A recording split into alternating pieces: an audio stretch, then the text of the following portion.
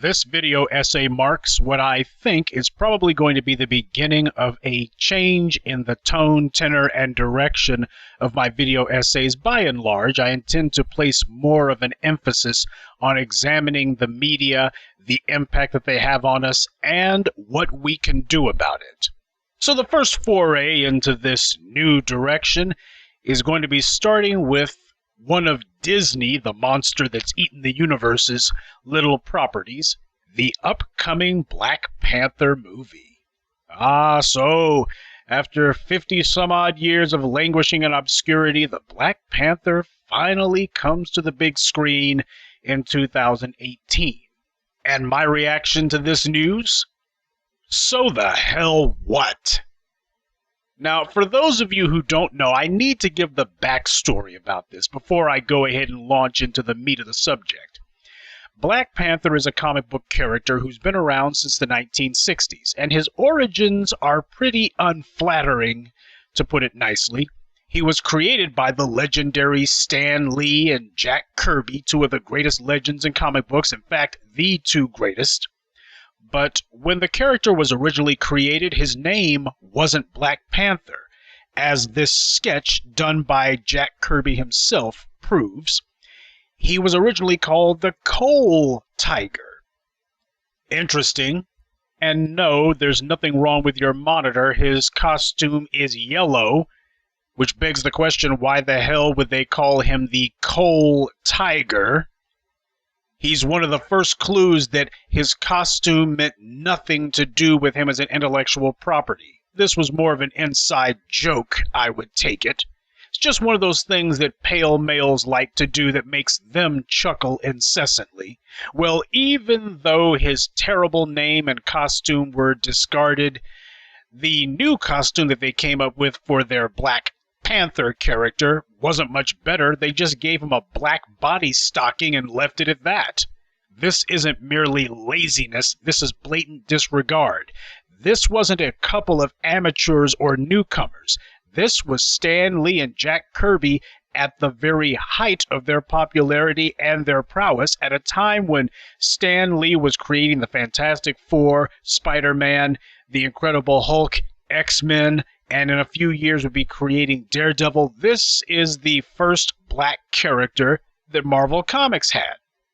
I know some of you will say with the Falcon, but I'm just talking about with his own book.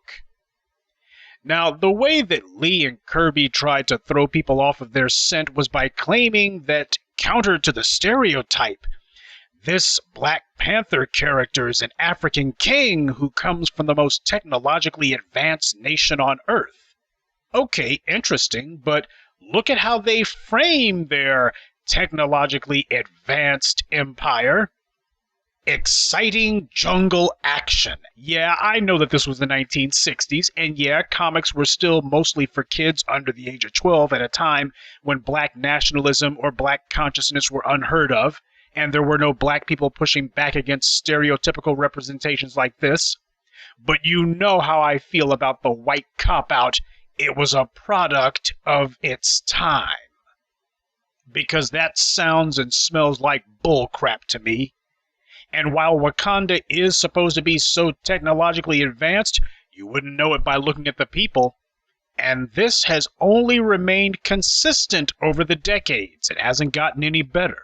Now, if you happen to like Black Panther as a concept, and I'm not so naive as to believe that many of you don't, well, we got to be honest. It's because we didn't have any mass media intellectual property of our own like him. It's understandable, especially if you grew up on comic books, but all media is about social influence. And that influence also includes comic books. Haven't I always told you that media isn't about entertainment? It's about mind control? Now, Stan Lee has suddenly, the last few years, discovered his adoration for Black Panther. Now, he has said more about Black Panther in the last 12 months than he has in the previous 50 years. To hear Stan Lee talk about it, Black Panther is his favorite character of all time. Gee, you wouldn't know by the way that he handled the character. The decades passed, but Marvel's treatment of its first black superhero hasn't improved one iota.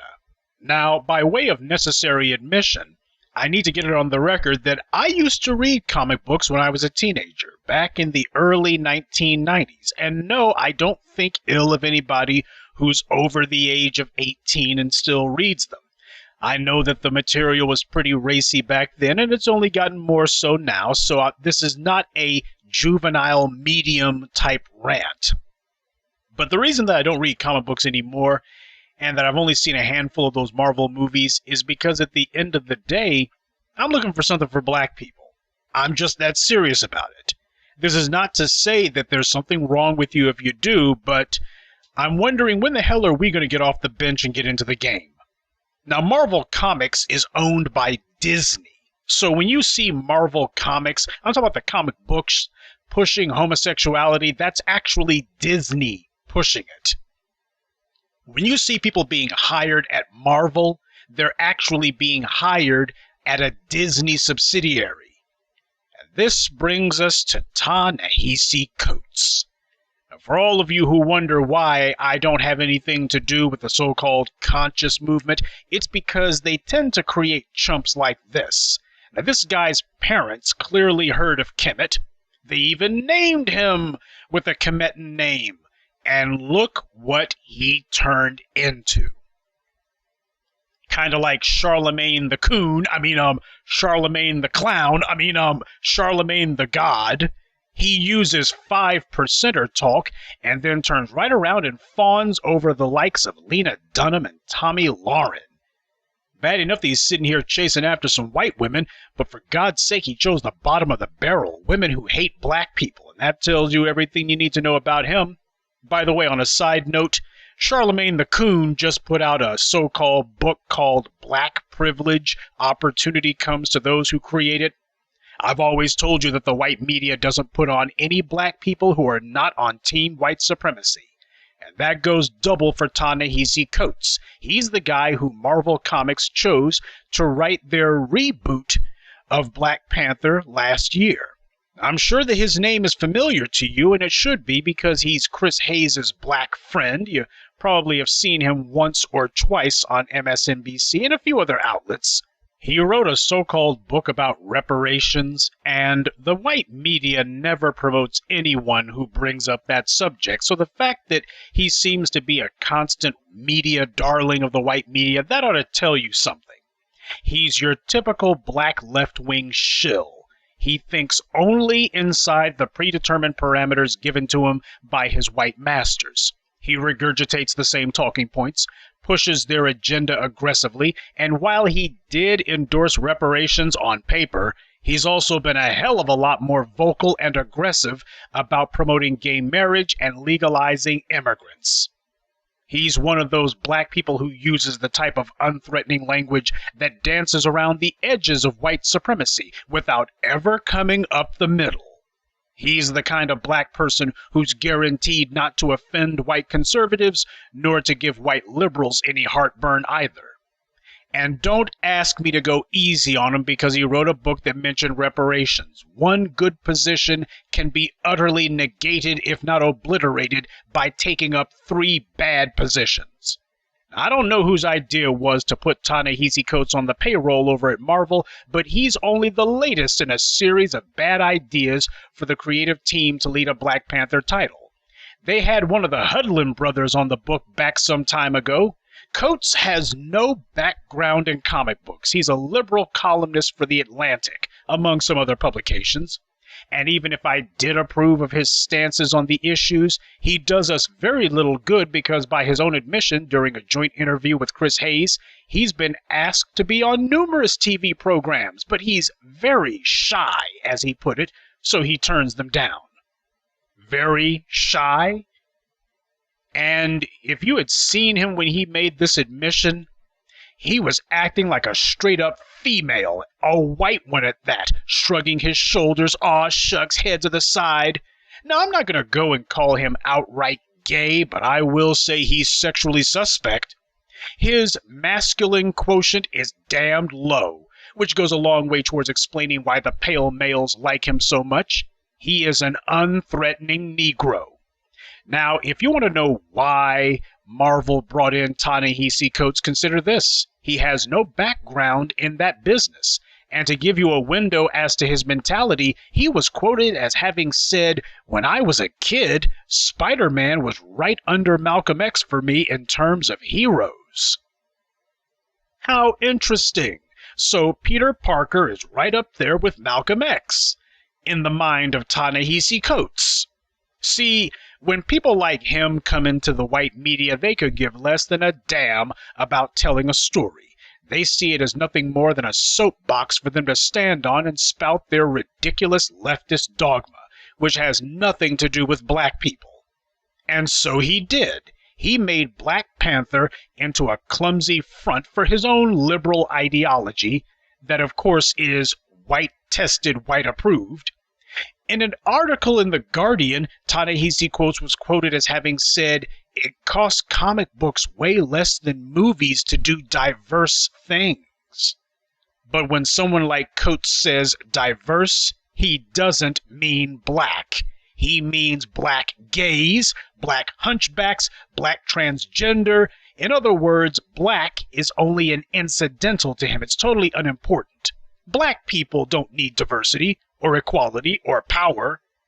And black is only important to the extent that it can be used to promote something other than black. So whenever you see someone like Ta-Nehisi Coates deciding to promote black people, it's only incidental.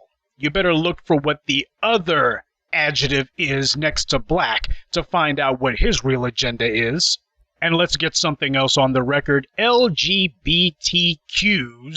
are only 3% of the population, tops. Black people are, if we go with the government's figures, 4 times that much. So what sane person can have any reason for pushing LGBTQ as if they are the only people in the society? Because that's what we've been seeing for several years now. Of course, all you have to do to find out the answer is to check out the sexual orientation of many of the people at the top of media to find out the answer.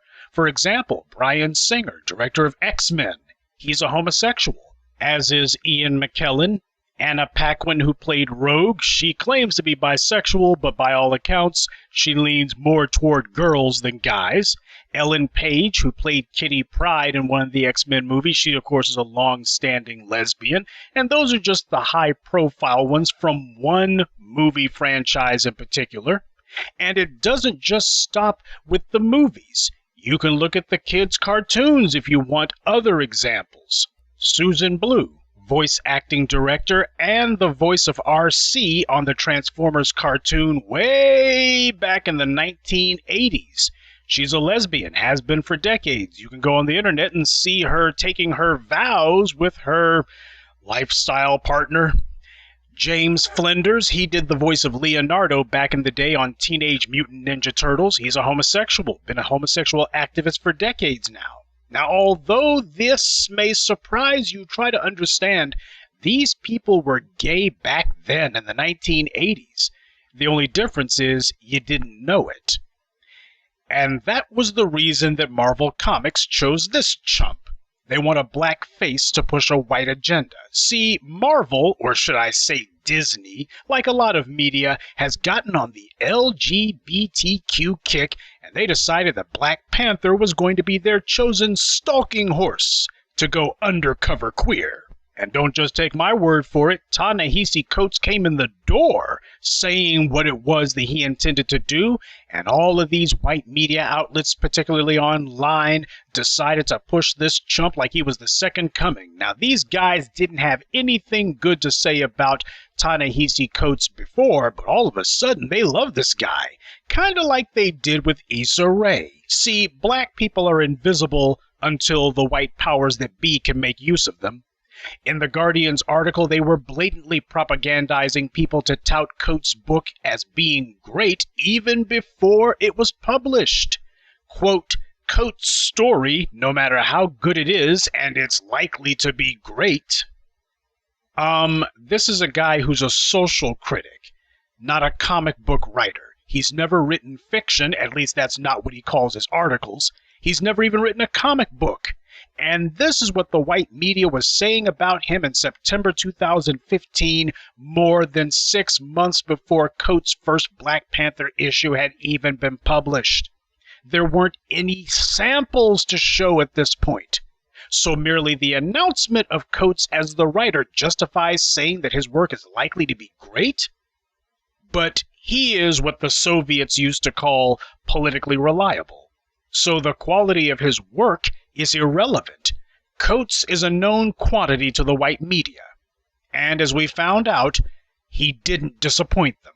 When Coates' Black Panther run began, he introduced the idea of an all-female so-called bodyguard for King T'Challa, though they don't spend a whole lot of time protecting him.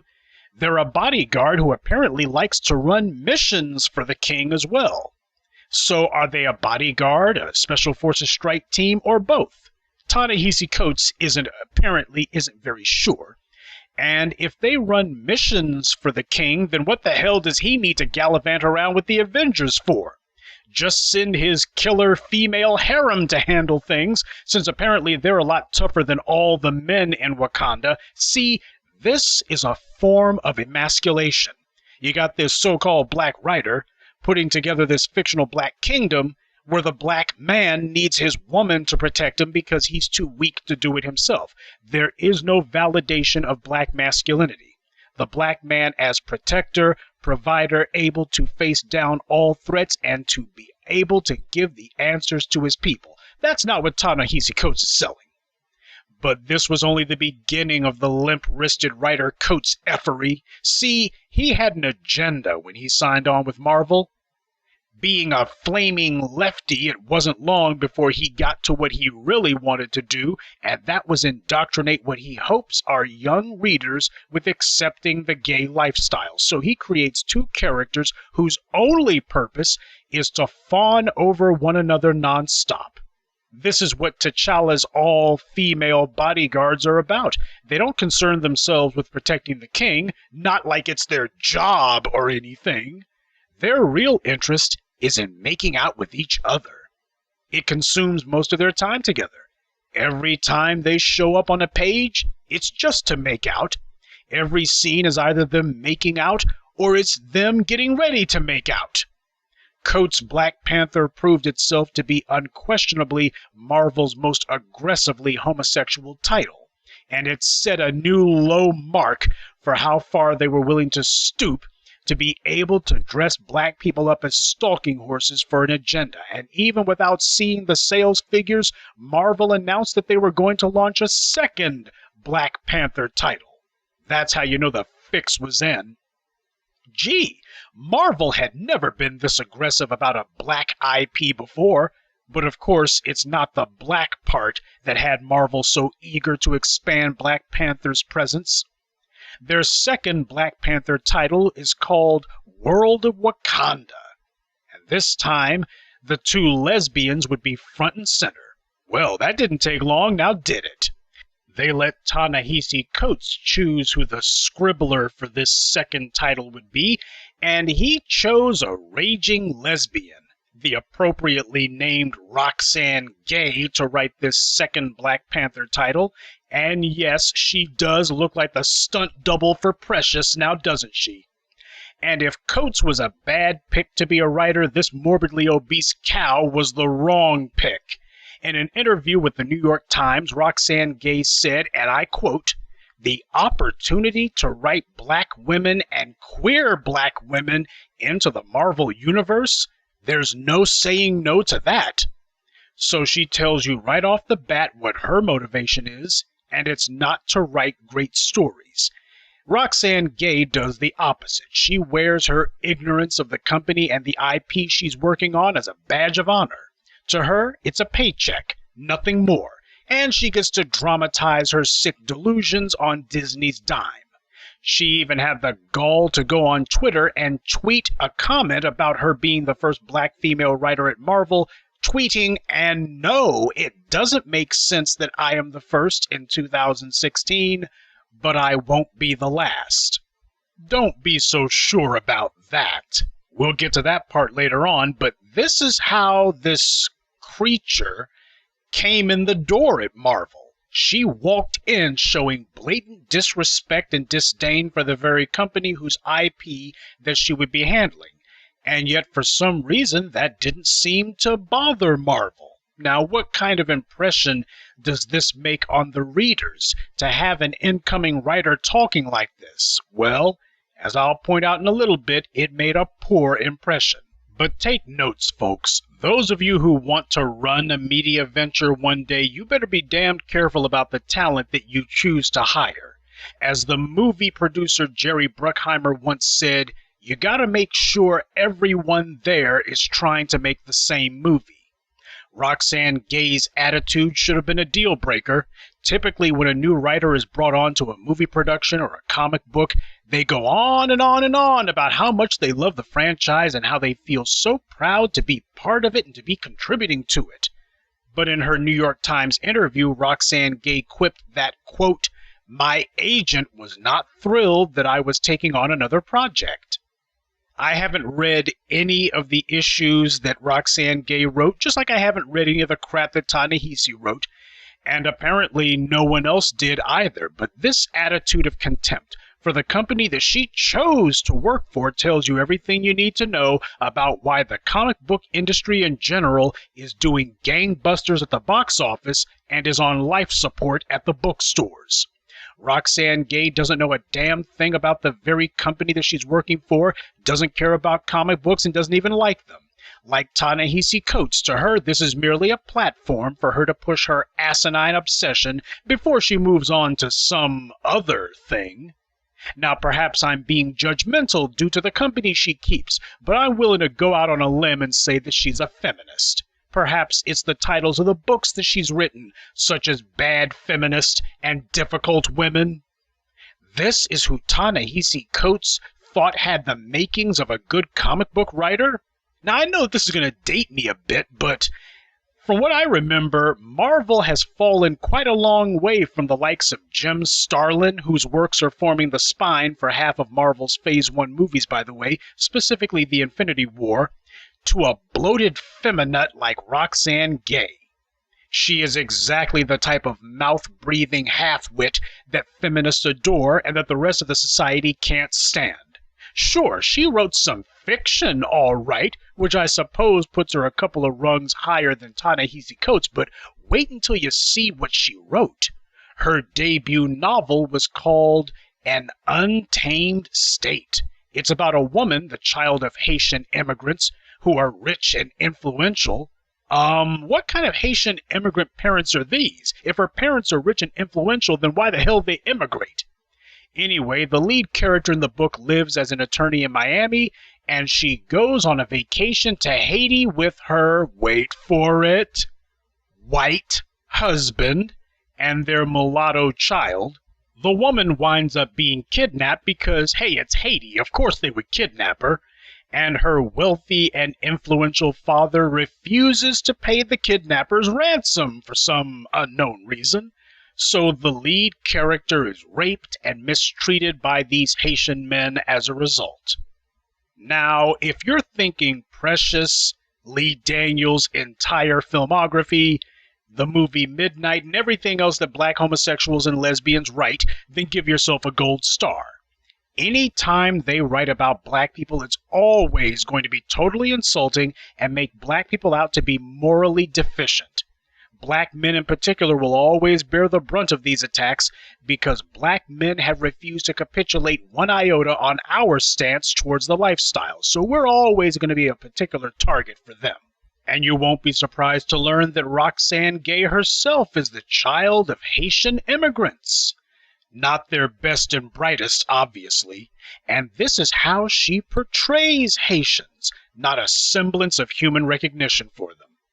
This is a woman who has learned to see the world through the eyes of white people. She's taken what she does in the bedroom and converted that to her entire identity. The black part, that's unimportant.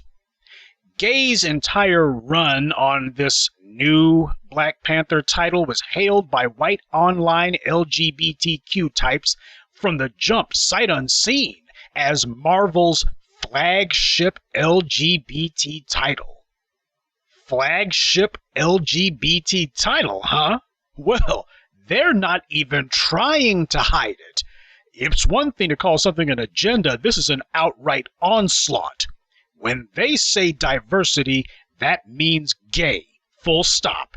It doesn't even mean diversity of lifestyles. It only means one.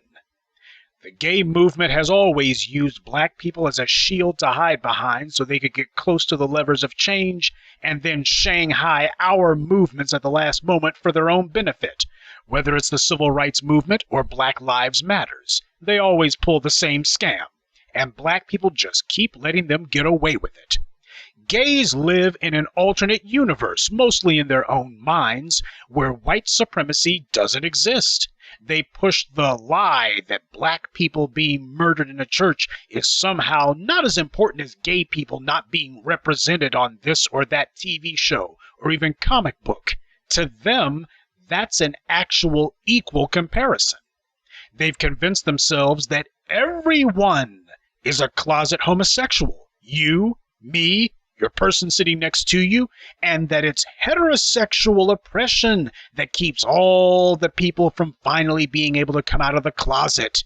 Now, the gay online Gestapo will deny this until the day they die. At least whenever they're around heterosexuals, they'll deny it. But when you look at online message boards and at what they say on their own web-based platforms, this is exactly what they believe. They say that heterosexuality is in fact the minority, and that if only social norms could be relaxed, then the gay majority would feel confident enough to be who they are. This is not merely an obsession for them, it is insanity. This is not an attempt to change reality, this is a flat-out war on reality. And this is why no matter how many gay kisses they show, no matter how many people are shown engaging in homosexual behavior in print, on TV, or in the movies, you could have Superman and Batman in a three-way gay tryst. It wouldn't be enough. They see the world through their crotch, and this is a bottomless well that can never be filled, so everyone that they meet is viewed through that prism. You can forget about storytelling. Let's just see one lurid sexcapade after the other. Each one more prurient than the last, more degenerate than the last. After all, that's the only thing about any story that can ever engage their attention, and they want to distort and pervert all media until it conforms to the same demented idea. Now, before I go any farther, I want to emphasize something. Marvel Comics is owned by Disney. The same guys who are shaping the Marvel Cinematic Universe are also the same ones reshaping the Marvel Comics universe. Marvel movies have been out for 10 years now. Ta-Nehisi Coates only came on board last year. So this isn't some new sea change or some out-of-the-blue development. This is merely part of a media strategy that has been in the offing a damned long time. You know, it says a lot about what inspires people to be creative. Some people are inspired by possibilities, others by things that exist that they wish didn't, and others by whatever tingles their crotch. When you elevate a bedroom practice to literally being your identity, then you suffer from a mental disorder. Well, from what I was able to find, Ta-Nehisi Coates' first Black Panther issue sold 300,000 copies, according to Bleeding Cool, which made it the best-selling comic book of April 2016 when it debuted. Now, that's nothing to sniff at in an industry where if you're able to get 100,000 copies, you're in literally the top 3. Now, they were crowing back then that Black Panther beat out all the Star Wars titles on sale that month, including the debut issue of Poe Cameron's title. But then later in the same article, Bleeding Cool pointed out that, quote, Bleeding Cool has reported on a slump in sales from 2016 based on 2015, and that continues. This year so far, 2016 is down 12% in terms of comics sold and 4% down in total revenues. This really isn't good. My, how their tune changed. All this in the same article. So while they're bragging about the sales figures, the truth of the matter is 1 in 7 comic book readers walked away in the last 12 months alone. And this isn't good, they say? Damn right it's not. And while the white media made much hay out of their gay stalking horse selling 300,000 copies last year, the second issue of Ta-Nehisi Coates' Black Panther comic had dropped to 75,000 issues sold. According to Comicron.com, as of February 2017, the latest month for which sales figures are available, Ta-Nehisi Coates' Gay Panther is now down to 35,000 issues sold. Now, while it's natural to have a steep drop-off between the debut of a media item and its follow-up, whether it's a movie's opening weekend or a TV series premiere or a book series debut, it is not natural to have a drop-off of 75%, which is what happened to Ta-Nehisi Coates' Black Panther series just between the first and second issues alone. Now, sure, you'll lose readers who either just wanted the first issue and nothing else, people who still think that comic books are collector's items, or those who, for whatever reason, figured out that the series wasn't for them, so they weren't going to continue reading it. But a year into your run, and you're still bleeding readers? That's like 3 or 4 major story arcs. That's a long time for people to still be figuring out whether or not they like your book. This isn't undecideds making up their minds. These are people who tried to hang in there, hoped that the stories would get better, and when they didn't, they found something else to read. I want you to dwell on those numbers for just a bit. In a year, Ta-Nehisi Coates' Black Panther series went from 300,000 copies sold for a debut issue down to a current 35,000 overall. So in the first month alone that he was on that book, 3 out of 4 people who bought the first issue didn't bother to come back for the second one, and he's been steadily hemorrhaging readers ever since. And today's sales of his book are only 10% of what they were just 12 months ago. So, in truth, if we want to be honest, Ta-Nehisi Coates has managed to run off 90% of the people who bought his book last year. No wonder he's announced that he's going to be leaving the Black Panther comic book at the end of this year. I guess he's decided to jump instead of waiting to be pushed, and when the Black Panther movie debuts in February next year, assuming Marvel is still publishing the book, the sales are going to jump for that month, and Coates will no doubt take credit for that. That is, assuming Marvel stops pretending that they're not going to cancel the book already. Oh, and as for What's-Her-Name Gay's World of Lesbomania, it's only up to his 4th issue, and it's only selling half of what Ta-Nehisi Coates' book sells. A little over 17,000. Readers didn't bother to jump ship on World of Wakanda. They never got on board to begin with. But the thin end of the wedge had already begun to do its work, because we see what the online whining has been in regards to the upcoming Black Panther movie. Recently, the gay Gestapo was salivating to have an LGBTQ in a Marvel movie, and when it turned out that there wouldn't be the case, they went into a tizzy. Now, they're trying to make no gay people in a Marvel movie into a scandal all of a sudden, but only for the Black Panther movie. See, they didn't get upset over the dozen or so Marvel movies already been produced, or the TV shows that don't have gays in them. DC announced that Wonder Woman would indeed be a bisexual now, at least in the comic books. Well, with her highly anticipated movie coming out later this year, surely the gay Gestapo would be demanding that she be shown smooching women, right? Nope. She makes goo-goo eyes at Chris Pine, and you don't hear a peep from the online whining brigade. Wonder Woman is the first solo female comic book movie to come from the big boys since they started their own cinematic universes. And yet the same people who are trying to start a boycott against the Black Panther movie, a comic book character who they never even read, are curiously uninterested in the fact that Wonder Woman isn't going to be making out with women. And in the comic books, Iceman, yes, the one from the X-Men, has been retconned into a homosexual, but none of these online gay malcontents are furious that Fox still hasn't had Iceman with a boyfriend. Oh, but this black superhero that most of them don't know, never bought a single issue of his book, and don't give a rip about, if this black movie comic book character doesn't validate the lifestyle, then people should boycott. That's how you know this isn't grassroots. It's AstroTurf. We know why it is that it's so important to the gays that the homosexuals and lesbians be shown in children's fare. Because they understand that as long as there is this unspoken prohibition or this high resistance to putting gays into certain fiction media, what it means is that being gay is still considered to be perverted.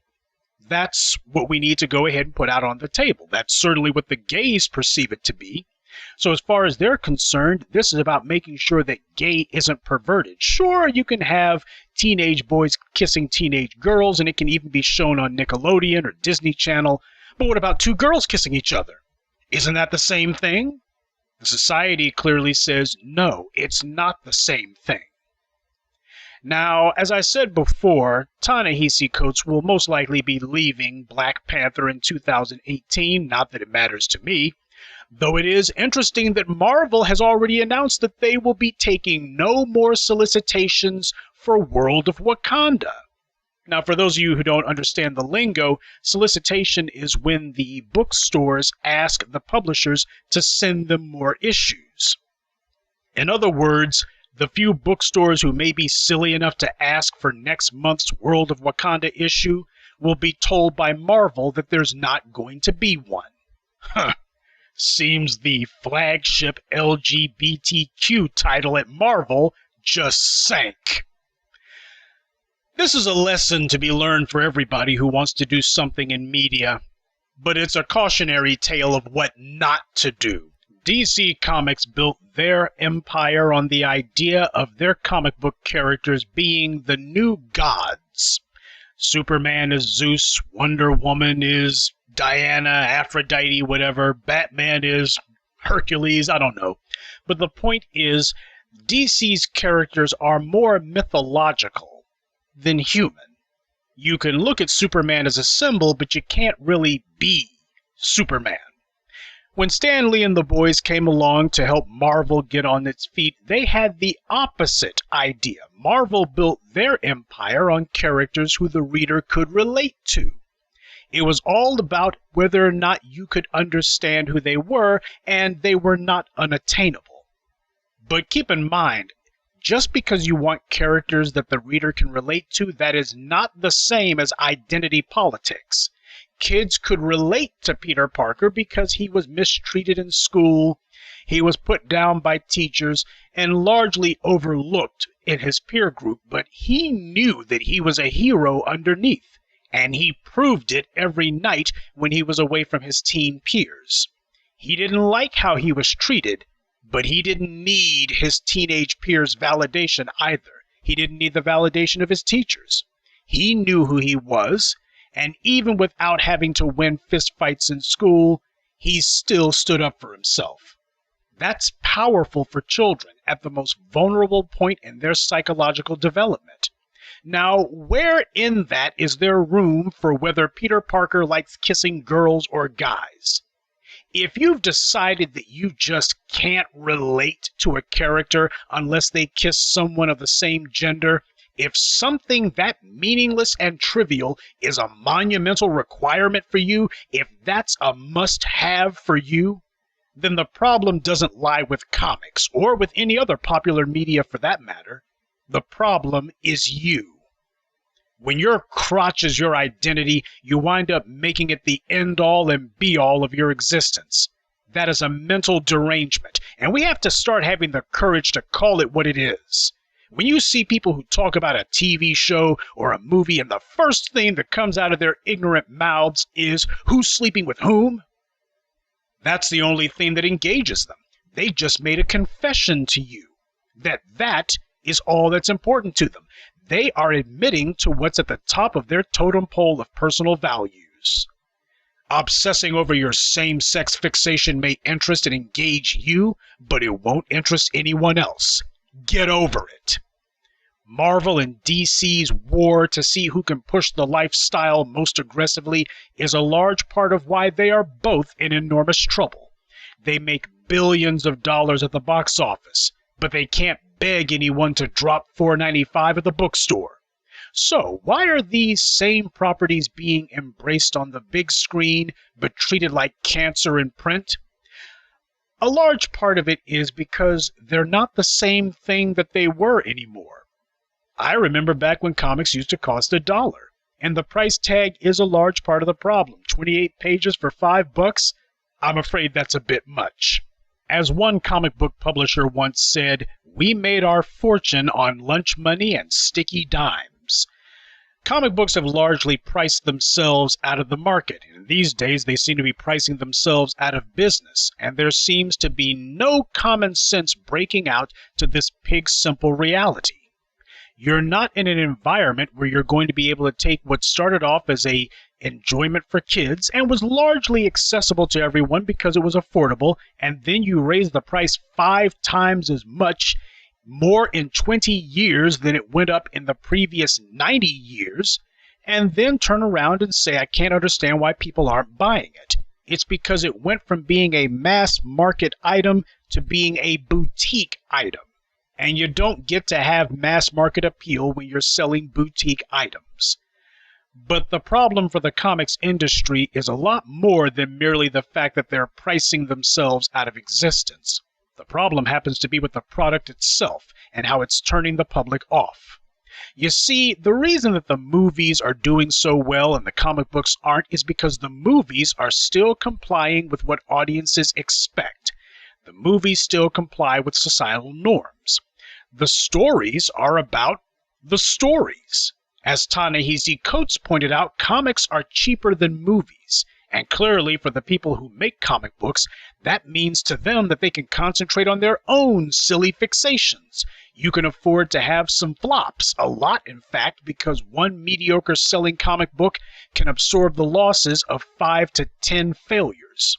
You can afford to deny reality and decide that your sexual obsessions are more important than sales because it won't necessarily sink the company, at least not immediately anyway. But the problem is, a movie is a massive investment, and you can't play those same games with cinema. The movies are forced to conform to reality, and not the prurient sexual games of the filmmakers, and this from an industry that's run by perverts, by the way. Granted, I haven't read a comic book since Sir Mix-a-Lot was relevant, but even I, with my limited knowledge of comic books today, know that the audience for comics has gotten a lot older and older.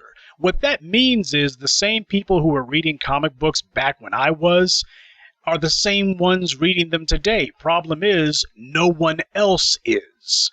There's no younger people coming in to replace the older readers, and that's how the comic book industry managed to survive for so long in the first place. And as the Gen Xers begin to abandon comics altogether, that's going to sound the death knell for the industry. Comics are not connecting with young readers, and there's a good reason for that. Young people want unencumbered escapism. They want high adventure. Does that mean there's absolutely no room for the lifestyle?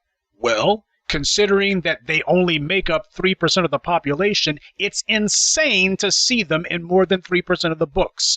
When you decide that you're going to push a lifestyle that fully 97% of the people have nothing to do with and, truth be told, disapprove of, can you really say that you're surprised when they decide to find something else to do, something that doesn't offend them? Right now, the industry is bending over backwards to cater to 3% of the readers, and as a result, they're only pleasing 3% of the readers. These professional whiners who you see online who like to push all this gay validation stuff, not surprisingly, they don't even read comic books. And in fact, most of them have open contempt for them. They only care about it to the extent that they can use it to push their own agenda. Kinda reminds you of Roxanne Gay, now doesn't it? It's like the Gamergate thing a while back, and while the video game sphere is a hotbed of racism, which I'm going to get into at a later date, this is the MO of a lot of these so-called social justice types, kind of like the morons who were trying to put together their list of black men who they wanted off the internet. They try to find whatever they think is trending and jump out in front of it. This, what they were doing with comic books and with video games, is the media equivalent of that same stupid strategy. Video games were clearly where the people are, and they thought that they spied yet another opportunity to piggyback on some high visibility concept that this industry was, and to make it a proxy for their own social agenda. So, are we getting more female protagonists in video games yet? When are we getting that first openly gay video game character? These companies who do try to push the lifestyle seem to confuse what the news media thinks is important with what readers will think is important. And, as they proved with the election of Donald Trump, the media has no clue what the public actually thinks. Or if they do, they don't care. To their embarrassment. Media companies are trolling for headlines, desperately trying to get attention for their own show by announcing that they're introducing so-and-so gay character, so-and-so lesbian, so-and-so bisexual, so-and-so transgender. Okay, and after we see two women slobbering on each other's faces, or watch Jeffrey Tambor running around in a skirt, then what? Businesses who have to invest tens, if not $100 or more million into an IP are not about to ruin their business just to cater to some vocal minority of malcontents. They understand who their core audience is, and they're going to cater to them. Young people, and people in general who like speculative fiction, don't want your social angst, they don't want your feminist daddy issues, or for you to ram your sexual kink down their throats. They won't tolerate it. They want a character who they can relate to on a variety of levels, not some one-dimensional walking ad for gay love is no different than heterosexual love. These clowns think going after a kid's medium is some slick way that they can sneak their indoctrination into young minds. But they're wrong on two counts. First of all, comic books are not read by kids anymore. You're talking to a bunch of 30 and 40-year-olds now. And secondly, if you are going to try to feed somebody poison, it has to be delivered in a candy coating in order for it to work. Otherwise, they'll reject it outright. They still haven't learned that lesson yet. Unless you have compelling stories where the adventure is the star and not whomever is cornholing or carpet munching on whom, then don't expect anyone to stick around to see how the story turns out. Guys wearing spandex and having fights with crooks and galactic threats don't lend themselves to identity politics because their milieu is too fantastic for something that minor. Now, you can do identity politics with lesbian prison shows, but as the CW is finding out, trying to shoehorn the lifestyle into the DC TV universe is turning out to be a ratings nightmare. When comics choose to become a subsidiary of identity politics with a bunch of angry leftists determined to coerce people into believing what they believe, then they will kill what used to be the hottest thing in print. The problem with comics today is that they're stepping up to the readers with an agenda, and they are blatantly embracing a value system that the readers don't. The readers want escapist fantasy, but apparently comic books aren't interested in that anymore. So the readers are gravitating toward video games because they still want escapist fantasy there. Comic books today aren't about amazing adventure or heroes who you can relate to for that matter. They're now all about identity politics for gays, lesbians, feminists, and about personal validation. They still have the nerve to call themselves superhero stories, but they're about characters who are neither super nor heroes. They take guys wearing tights and capes and reduce them to nothing more than petty teenagers with petty issues. They're all relationship dramas, and stupid ones at that. Petty romance stories where they display every conceivable variation on every possible type of romance triangle, interaction, etc. No one cares about righting wrongs or saving the world. It's all about showing so-and-so how much you want to have a roll in the hay with them, who's sleeping with whom. The readers look at comic books as being a morality play writ large, but the comic book industry has decided it has no use for that, and this disease has poisoned much of television as well. Practically every TV show is all about sex and with how many people are having it. Meanwhile, the hottest show on broadcast TV is The Walking Dead, which is mostly about people running from zombies.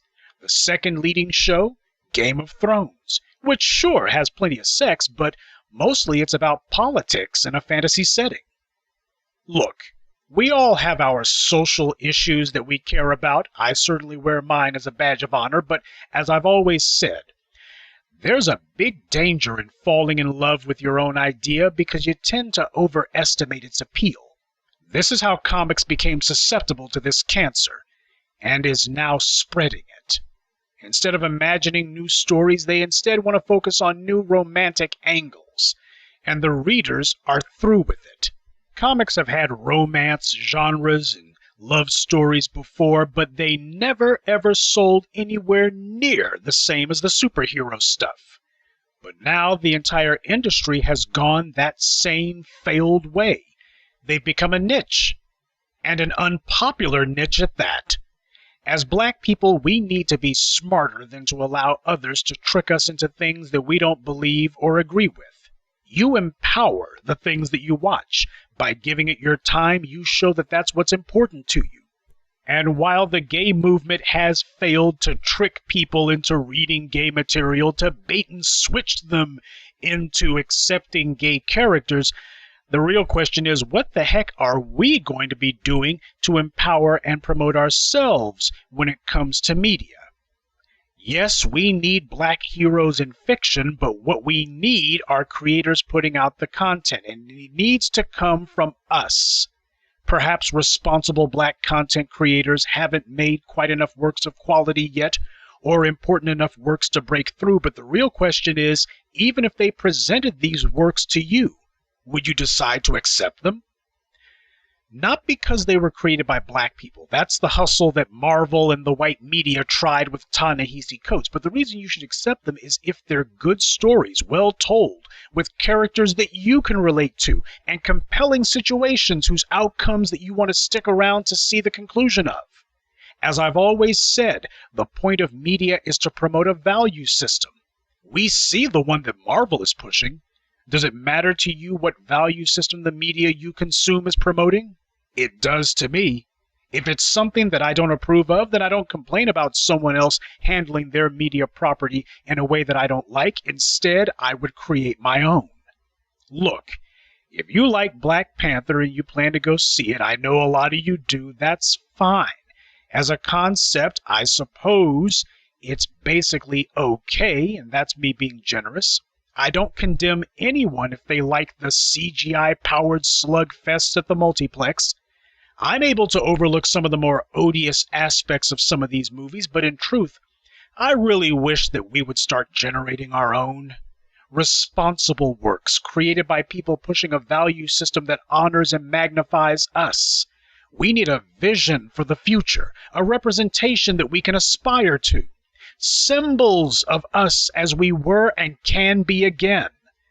You're not going to get that from Marvel, folks.